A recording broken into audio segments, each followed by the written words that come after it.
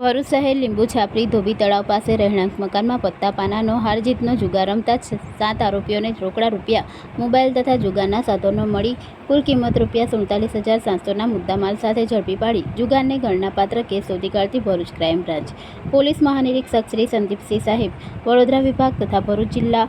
police અધિક્ષક શ્રી મયુર ચાવડા નાઓએ જિલ્લામાં કાયદો અને વ્યવસ્થાની પરિસ્થિતિ જળવાઈ રહે તે ઉદ્દેશથી પ્રોહિબિશન જુગારની અસામાજિક પ્રવૃત્તિઓ સદ્ધર બંધ રહે તે હેતુથી આ દિશામાં અસરકારક અને પરિણામલક્ષી કામગીરી કરવા સૂચના આપેલ, જે અનુસંધાને એમપીવાળા પોલીસ ઇન્સ્પેક્ટર એલસીબી ભરૂચ નાઓએ ઉપરોક્ત સૂચનાઓ અન્વયે જરૂરી માર્ગદર્શન આપી લોકલ ક્રાઇમ બ્રાન્ચની અલગ અલગ ટીમો બનાવી પ્રોહિબિશન જુગારના કેસો શોધી કાઢવા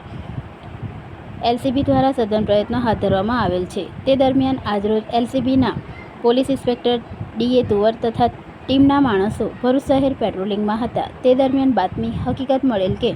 ધોબી તળાવ, લીંબુ છાપરી વિસ્તારમાં જસવંત સનાભાઈ વસાવા નામનો વ્યક્તિ બહારથી જુગારીઓને બોલાવી પોતાના ઘરમાં ભેગા કરી પોતાના આર્થિક કાયદા માટે પત્તા પાનાનો હારજીતનો જુગાર રમાડે છે, જેથી સદર જગ્યાએ એલસીબી ટીમ દ્વારા જુગાર અંગે